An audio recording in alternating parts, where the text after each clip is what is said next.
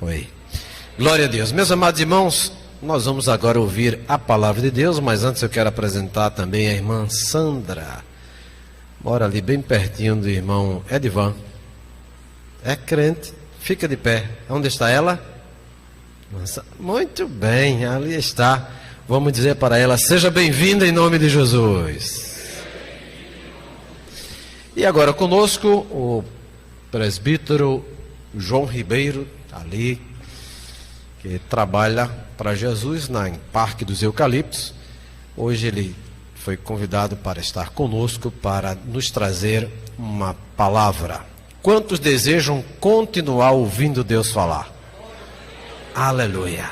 Então abra o seu coração, está com ele a sua esposa, eu já apresentei, o seu filho, mas agora vamos orar por ele para que Deus traga a mensagem que você quer, não, que você precisa ouvir, que nós precisamos ouvir. Deus às vezes nos diz sim, às vezes nos diz não, e tem a outra parte, às vezes ele fica calado, a gente fica sem saber se é sim ou não, mas o que é que você deve fazer? Esperar nele, espere nele.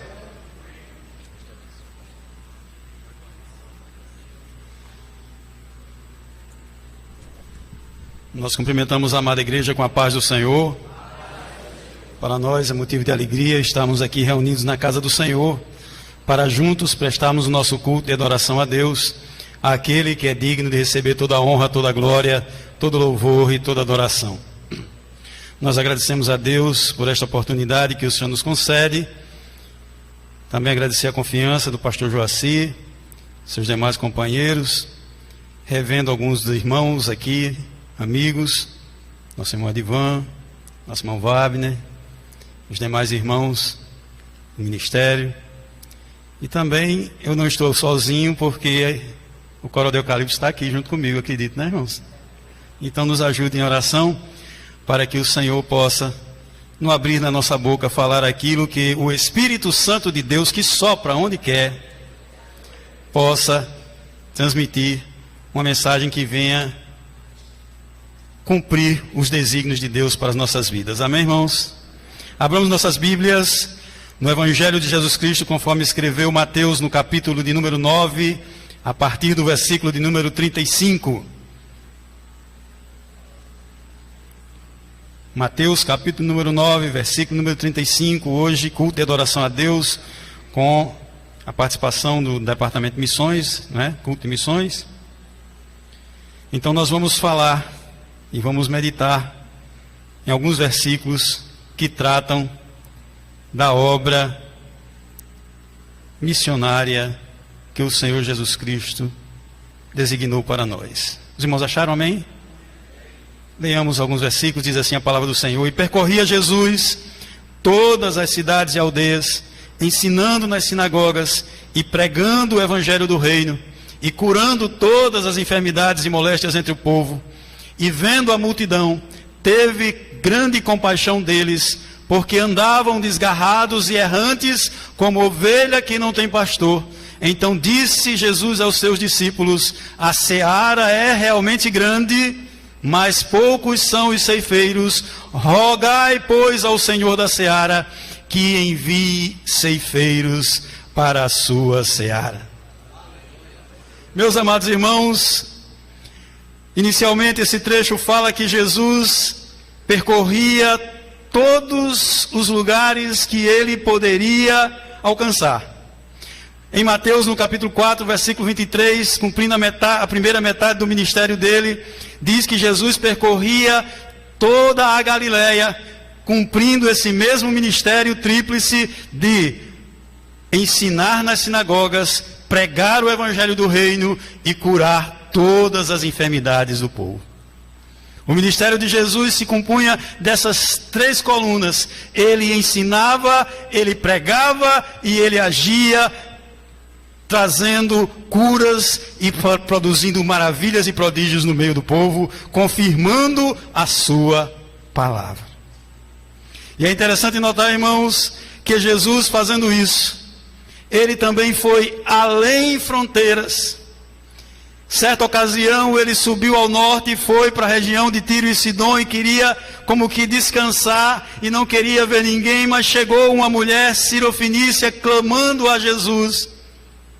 E Jesus chegou para ela e não lhe respondeu palavra. As pessoas que estavam ao redor dele, os seus discípulos, queriam como que conter aquela mulher, mas quanto mais tentavam parar aquela mulher clamava e dizia: tem misericórdia de mim. E explicou a sua situação, que sua filha estava endemoniada. E Jesus, por meio, vendo a fé daquela mulher, libertou aquela mulher. Jesus foi além da sua, digamos assim, da sua jurisdição, da sua região, e alcançou uma mulher estrangeira.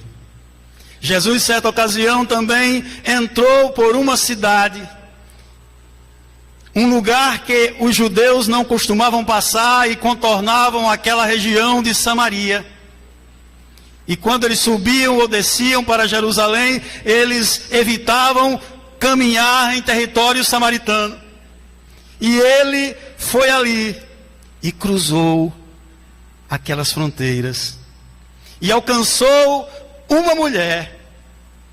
E Jesus começou a quebrar paradigmas. Jesus começou a quebrar barreiras. Jesus começou a cruzar fronteiras que os religiosos costumavam normalmente não cruzar. Porque os judeus não se comunicavam com os samaritanos, não tinham uma boa relação com os samaritanos, porque aquela região outrora, anos antes, tinha sido povoada, tinha sido colonizada pelos assírios, e naquela região formaram famílias ali como que mestiças, misturadas, e aquele povo era como que discriminado pela sociedade, pelos religiosos, pelos fariseus e pelos demais judeus. Mas o versículo 1, no capítulo 4 de João, diz assim: era necessário Jesus chegar até Samaria. Era preciso, porque tinha alguém que estava precisando ouvir uma mensagem. Era preciso Jesus remover barreiras. O trabalho de evangelismo é aquele que vai ao encontro das pessoas para remover a barreira que separa o homem de Deus. E o exemplo maior é de Jesus Cristo. Pedro disse que o Senhor Jesus Cristo nos deu um exemplo para que nós sigássemos as suas pisadas. E Jesus, ele removeu a barreira de comunicação com as mulheres, a barreira de comunicação com os samaritanos, e ele quebrou também uma barreira da história daquela mulher que não tinha uma boa fama naquela região, mas Jesus foi passo a passo, removendo barreiras e ultrapassando fronteiras, porque o evangelho vai aonde a assistência social não vai, aonde a medicina não vai, aonde o poder econômico não vai, porque o evangelho é poder de Deus e salvação para todo aquele que crê. O evangelho do reino Jesus pregava. E esse evangelho do reino, ele levantava a voz e disse: arrependei-vos e crede no evangelho. Depois, numa das facetas do seu ministério, Jesus ensinava nas sinagogas. Jesus é o mestre por excelência e ele gosta de ensinar. Ele gosta de nos orientar. Ele gosta de nos dizer o caminho a ser trilhado. Jesus, ele aponta para o céu. Jesus aponta para o nosso destino final. Mas para nós alcançarmos esse destino final, nós precisamos aprender. E para aprender, nós precisamos sentar ao lado de Jesus. Certa mulher estava em casa, recebeu Jesus de maneira graciosa. Quando a gente recebe uma visita em casa, fica aquele aperreio, né? Ajeita a casa, vai ali no supermercado, compra alguma coisa, ajeita aquele almoço, tem que ser alguma coisa diferente. O menino fica satisfeito porque está acostumado a comer aquela comida costumeira. E hoje tem visita, hoje vai ser bom. E a nossa irmã Marta estava ansiosa e afadigada com muitas tarefas. Queria apresentar a Jesus o melhor. Mas a irmã Maria chegou na sala e ficou sentada aos pés de Jesus. E quando Marta foi reclamar de Jesus, Jesus disse: a tua irmã escolheu a melhor parte, a qual não lhe será tirada. E a melhor parte é aprender de Jesus. Ele disse: aprendei de mim, que sou manso e humilde de coração, e encontrareis descanso para as vossas almas. É o Evangelho que traz refrigério para nós. É o Evangelho que é como uma brisa suave que entra pela janela da nossa alma e traz o lenitivo e traz o refrigério que nós tanto necessitamos espiritualmente. É o Evangelho do Reino de Deus, que era pregado por Jesus e era ensinado nas sinagogas. Ensino, pregação, e agora vem os sinais, que era o terceiro componente que confirmava a palavra que Jesus ensinava. Porque o Evangelho de Deus se confirma por meio de prodígios, sinais e maravilhas. João, ele chegou e disse que nem todos os livros do mundo poderiam conter. Ele exagerou, ele usou uma figura, uma hipérbole, uma figura de linguagem para ultrapassar os limites. Disse assim: nem todos os livros do mundo poderiam conter os feitos que foram escritos, mas os que foram escritos foi para que nós creiamos que Jesus é o Filho de Deus, e crendo nós tenhamos a vida eterna. Aleluia, glória a Deus.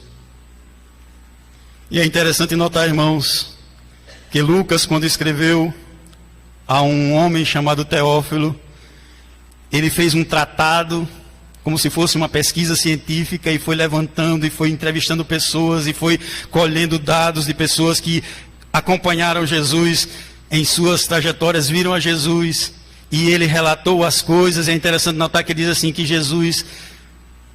ele anotou as coisas que Jesus não apenas ensinou, como ele praticou.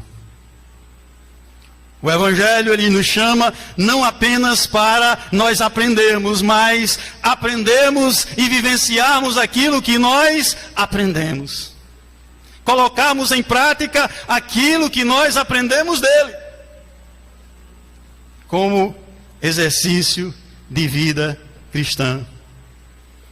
E ele chega aqui no versículo de número 36 e diz assim: e Jesus, vendo a multidão, teve grande compaixão deles, porque andavam desgarrados e errantes, como ovelhas que não têm pastor.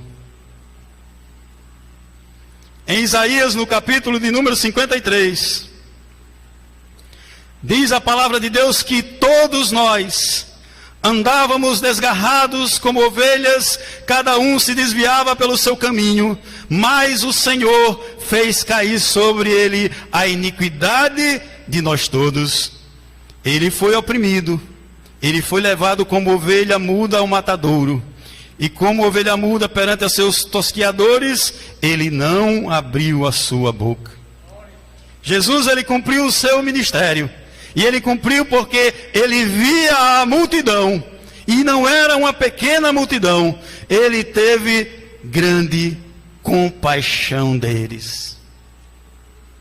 Compaixão é algo no original que fala das entranhas da pessoa. São sentimentos que levam o homem a agir em favor do outro. E em vários episódios de curas e de libertação que Cristo promoveu, vem acompanhado da expressão: e Jesus, movido de íntima compaixão, curou os 2 cegos. E Jesus, movido de íntima compaixão, viu uma mulher viúva que acabara de perder o seu filho, e disse para ela: não chores. Aleluia. Ô irmãos, quando nós vamos para uma cerimônia fúnebre, não é? E acompanhamos aquele desenrolar daquelas situações duras para os entes queridos e os amigos, nós tentamos consolá-los e dizer, não chore. Mas tem momentos que a gente tem que deixar chorar mesmo. Mas quando Jesus disse, não chores, é porque ele tinha solução.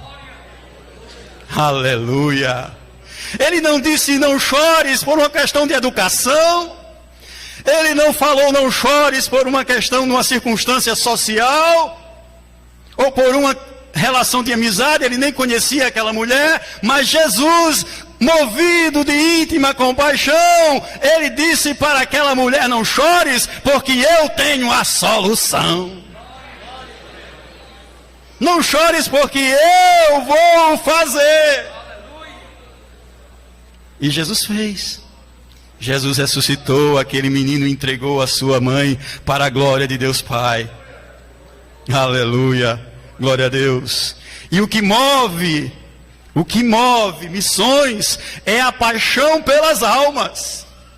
O que move as pessoas saírem de casa sol a pino ao encontro das pessoas, de outras pessoas, é a paixão pelas almas. É como foi lido aqui nesta noite, pelo nosso pastor Bruno, que o Senhor, ele deixa as 99 no redil guardadas, protegidas, não tem problema com elas. Mas uma só, alguém pode dizer, ele é daquele jeito. Ele é daquele jeito mesmo, não vai não. Tem 99 aqui. Daqui a pouco chega outro. Mas o Senhor, ele não olha como nós olhamos. O Senhor olha aquela ovelha desgarrada. A palavra de Deus diz assim, que o Senhor, ele olhava aquelas pessoas, aquela multidão que andavam desgarrados, desregrados, destroçados e errantes, ou seja, prostrados, parados na caminhada. Ele via aquela multidão como ovelhas que não têm pastor. Mas Jesus olha para a multidão, mas Jesus olha para um só. Aleluia. Porque pode ter multidões para Jesus, mas Jesus trata também individualmente conosco. Ele fala pessoalmente conosco. Ele trata conosco de maneira singular e particular. Por conta desse cuidado e desse amor de Deus para conosco. Então, disse Jesus aos seus discípulos, vendo aquela cena: a seara é realmente grande, mas poucos são os ceifeiros. A lavoura é grande. A lavoura na obra do Senhor não é mecanizada. Não usa grandes colheitadeiras. Ainda que tem, ou tinha, aqueles grandes pregadores das cruzadas evangelísticas de alguns anos atrás, que subiam nos caminhões, nos palanques, e pregavam, e multidões vinham.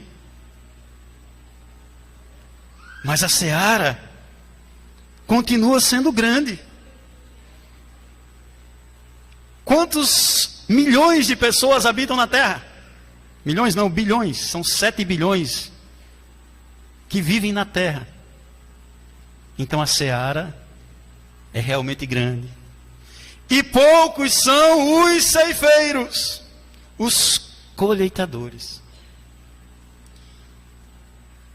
E lá em João, no capítulo número 4,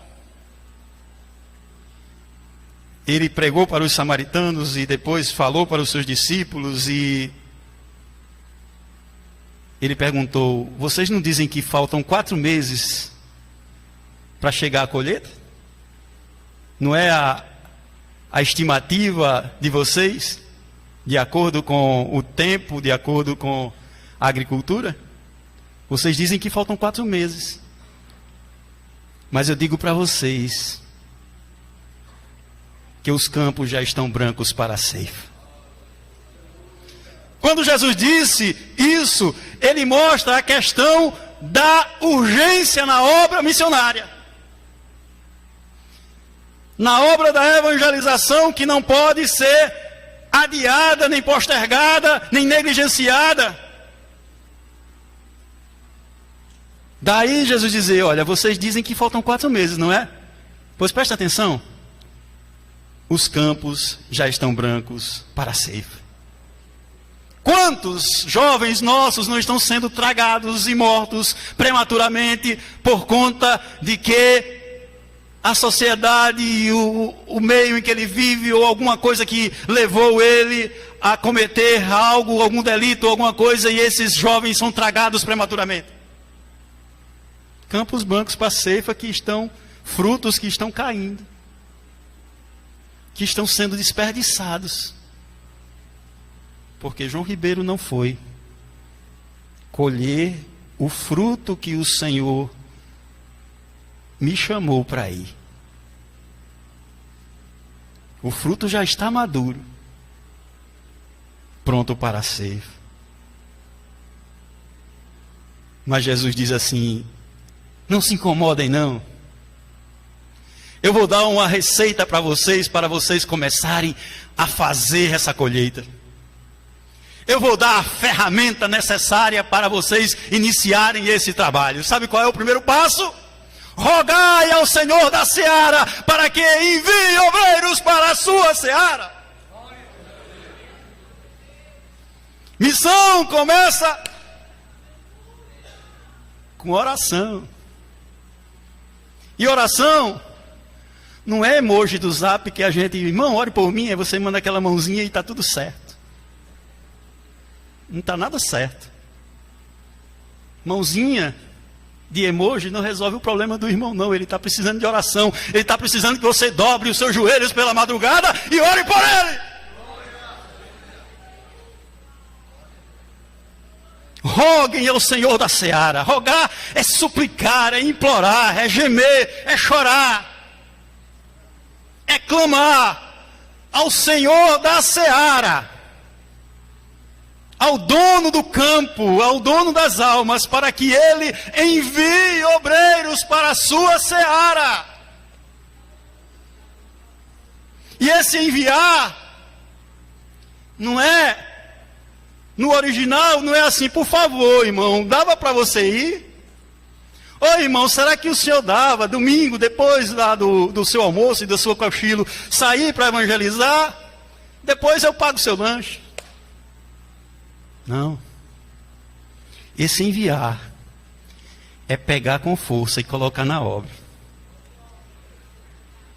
Esse enviar é as circunstâncias que Deus promove para você sair da sua zona do conforto e sair ao encontro das almas. Isaías, no capítulo número 6.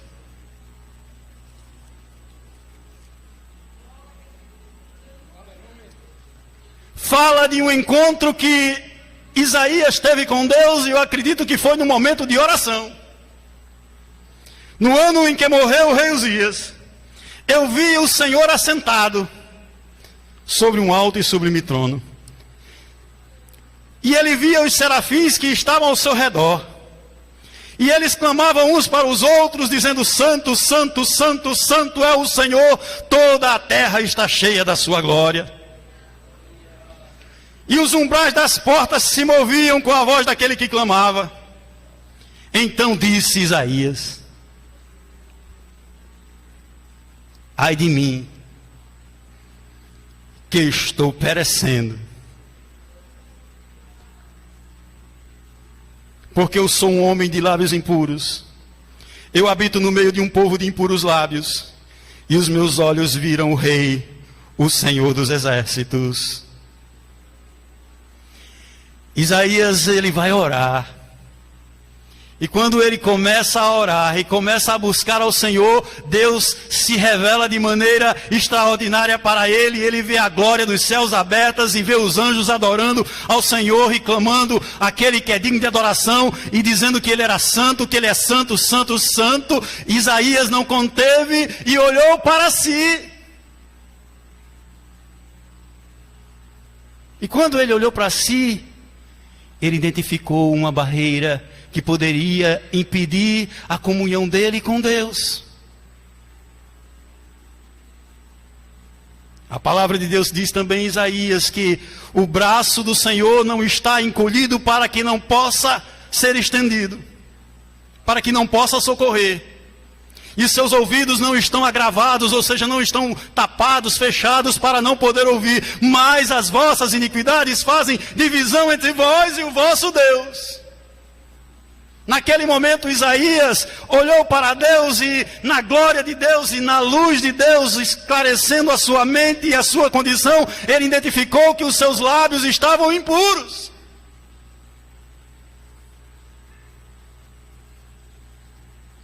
Além disso, ele olhou ao redor.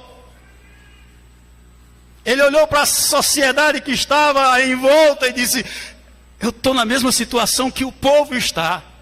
Eu habito no meio de um povo de impuros lábios. Mas tem uma coisa: o Senhor me agraciou de ver a sua glória.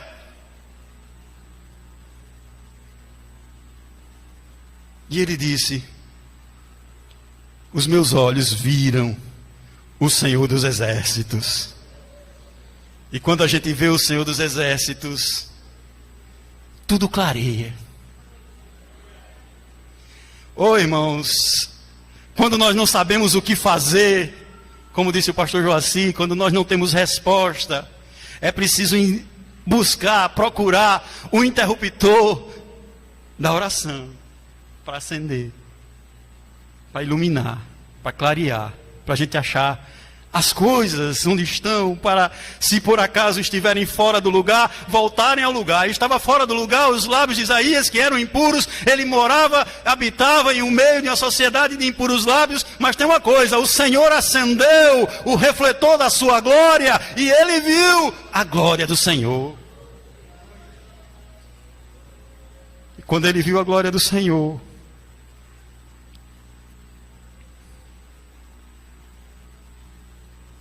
aconteceu no versículo 6, mas um dos serafins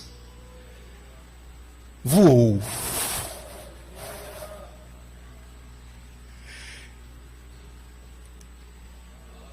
Quando o serafim voa e chega ao encontro de Isaías, ele não vai sem um objetivo. O serafim voou, trazendo na sua mão uma brasa. Mas não era uma brasa qualquer, era uma brasa viva que tirara do altar de Deus com uma tenaz.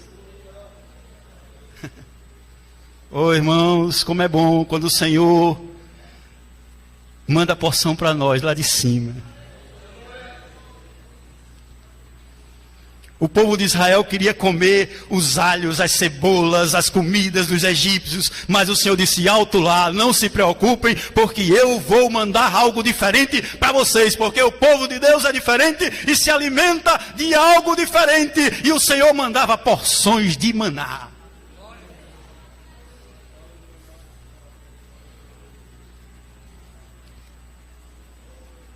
E o Senhor mandou para Isaías uma brasa ardente, uma brasa viva do altar de Deus. É a chama do Espírito Santo que queima. É por isso que o Evangelho diz assim, que o Senhor, Ele não apaga o pavio que fumega.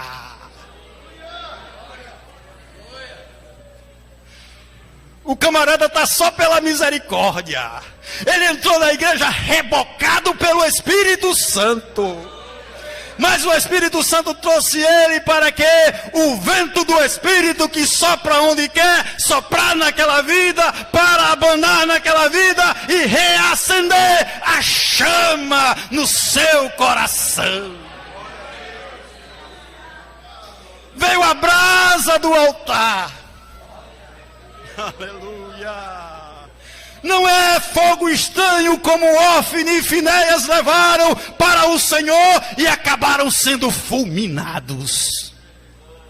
Mas era a brasa do altar de Deus, lá do alto, que veio por meio do seu mensageiro e tocou nos lábios de Isaías.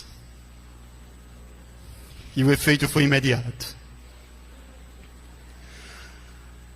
E disse assim: eis que isto te tocou, aos teus lábios, a tua iniquidade foi tirada, e foi purificado o teu pecado. Para fazer missões, Deus tratou com Isaías. Deus levou Isaías para orar, para identificar suas necessidades, para ver a necessidade do povo, para tocar na sua alma com a chama do Espírito. Os discípulos, quando foram chamados para serem enviados, Jesus soprou-lhes o Espírito Santo. Jesus os envia e os capacita, mas ele antes enche do Espírito Santo. E aqui, depois disso, diz a palavra de Deus que a iniquidade dele foi tirada, foi purificado o pecado dele, então agora já não tinha mais nenhum impedimento. Depois que o Senhor agiu com o ardor da brasa do altar, mas sabe o que aconteceu? Depois disso, eu ouvi a voz do Senhor que dizia: a quem enviarei e quem há de ir por nós? Irmãos, tem horas que eu começo a ver algumas circunstâncias, algumas necessidades, algumas dificuldades, algumas pessoas. E às vezes a gente começa a orar e a dizer: Jesus, abençoa fulano, faz por fulano. Aí, irmãos, parece que vem, sabe, efeito bumerangue? Que vai e volta na mesma hora. Aí o Espírito Santo diz assim: e por que você não faz? Às vezes a gente pede: Deus, faz determinada coisa. Mas Jesus disse assim: obras maiores do que as minhas vocês irão fazer. Então é você, João Ribeiro, que tem que fazer. Foi por isso que o Senhor, depois dessa pergunta, a quem enviarei e a quem há de ir por nós? Quem há de ir por nós? Isaías se prontifica e diz assim: eis-me aqui, envia-me a mim. Aconteceu depois desse trecho que Jesus falou para que os seus discípulos rogassem ao Senhor da seara que mandasse obreiros para a sua seara. Logo em seguida, no capítulo 10, o Senhor começa a enviar os seus discípulos para a frente de batalha.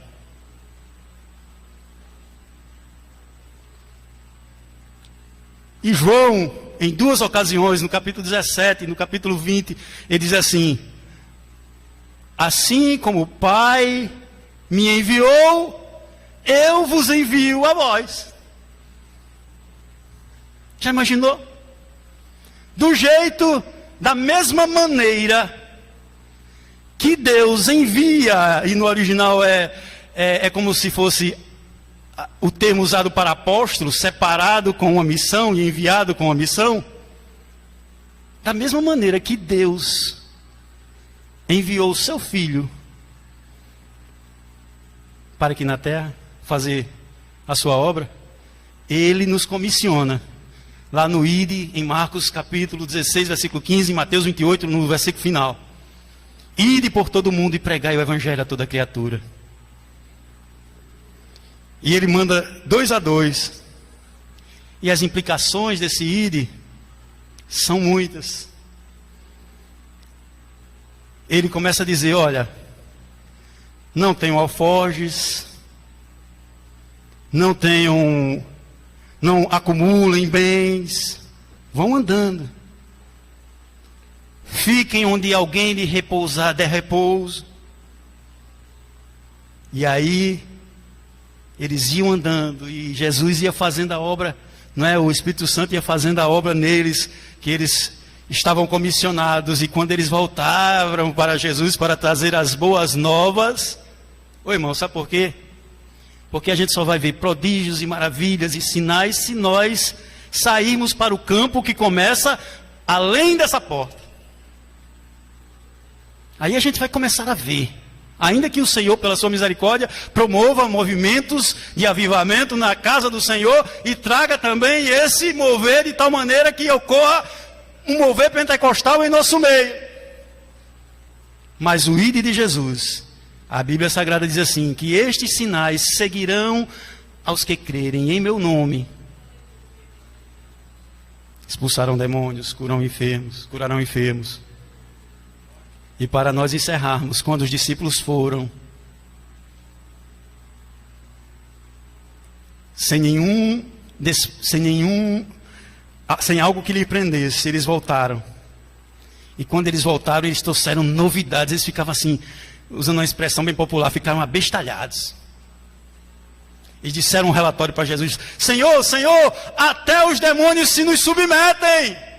Até os demônios se inclinam e atendem a nossa voz. Mas sabe qual foi a resposta de Jesus? Rapaz, se alegrem muito mais, porque vocês têm os seus nomes escritos no livro da vida. Essa é a nossa maior recompensa. Desprendidos, seguindo o exemplo de Jesus, Jesus disse assim, olha, vocês vão me seguir, mas tem uma coisa, as aves dos céus têm ninhos, as raposas têm seus covis, mas o Filho do Homem não tem onde reclinar a cabeça. Ainda vai? Ainda topa? Aí o Senhor, quando eles voltaram, o Senhor disse para ele, olha, se alegrem, porque os vossos nomes estão escritos no livro da vida. E é um outro nome, mas eu não sei qual é. Mas quando o Senhor vier nos buscar, e quando nós estivermos para sempre com o Senhor, e naquele momento oportuno, o Senhor vai nos dar um novo nome. E tem mais, vai colocar sobre nós o seu nome. Mas para que nós alcancemos lá, ainda é longa a nossa caminhada. E a nossa caminhada, ela nos chama a nos desprendermos e fazermos missão e cruzarmos as fronteiras. Ah, irmão, quer dizer que eu vou falar com o pastor Joaci e amanhã ele vai me levar lá na central e depois de amanhã ele vai comprar uma passagem para mim e depois de amanhã eu vou viajar.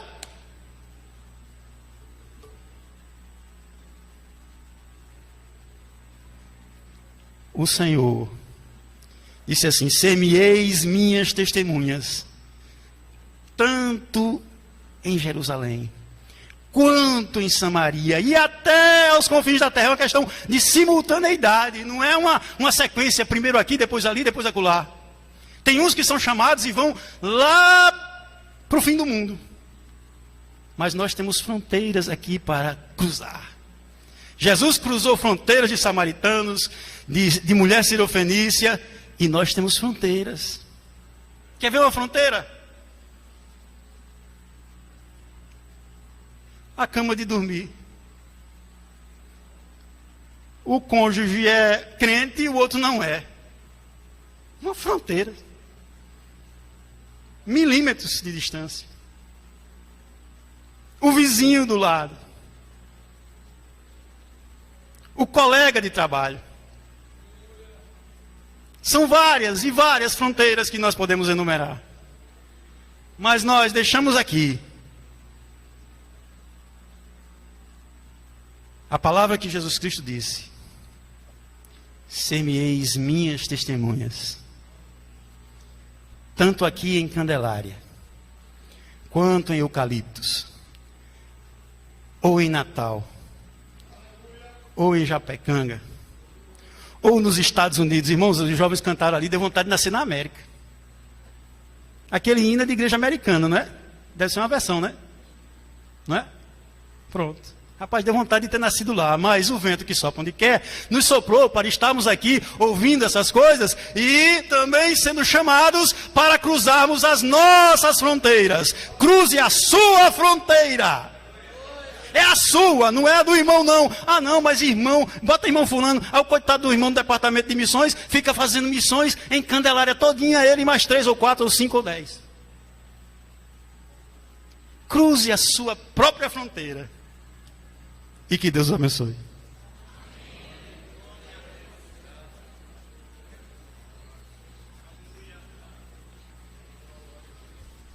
Glória a Deus, meu amigo. Vamos continuar ouvindo Deus falar, o coral mais uma vez louvando ao Senhor. Após passaremos um vídeo rapidinho aí do que foi feito nesses 2 trabalhos.